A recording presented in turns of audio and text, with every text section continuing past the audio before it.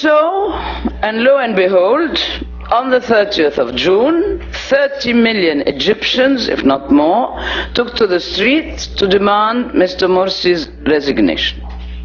Only in Tahrir Square, where I was, there were about 3 million Egyptians, filled with a sense of hope, especially when the army helicopters were flying all over us and dropped the Egyptian flag. And also when we saw the young policemen, all clad in white, arriving carried on people's shoulders, something that we haven't seen for a year or more since the revolution, because they were reviled and they had left the street, really.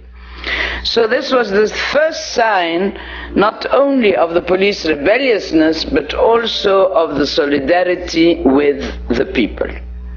That very morning, I was privy, on the 30th of June, I was privy to an urgent meeting at former Minister Kafrawi's house, and in the presence of Lewa Fuad Alam, for the Egyptians who are here, who was former deputy head of the security forces, and the well-known writer Saad Hagras, and 10 or 12 other people representing labor and peasant states and so on. And we were all wondering why we were gathered there.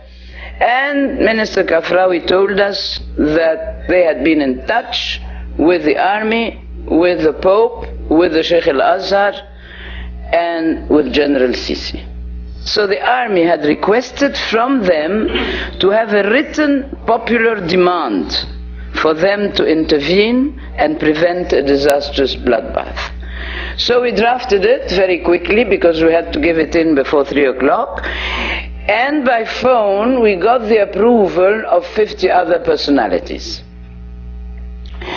And such as Tahani Gibali, such as Gaber Nassar, the new head of the Cairo University, and many others of the same caliber, and we had it delivered to the armed forces before 3 o'clock.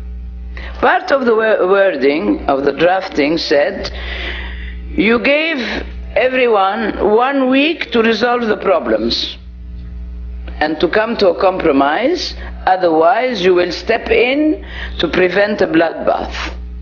So we are asking you to fulfill your pledges, because we are on the brink of a civil war and a real bloodbath. And so it was. By July 2nd, the Morsi era was over.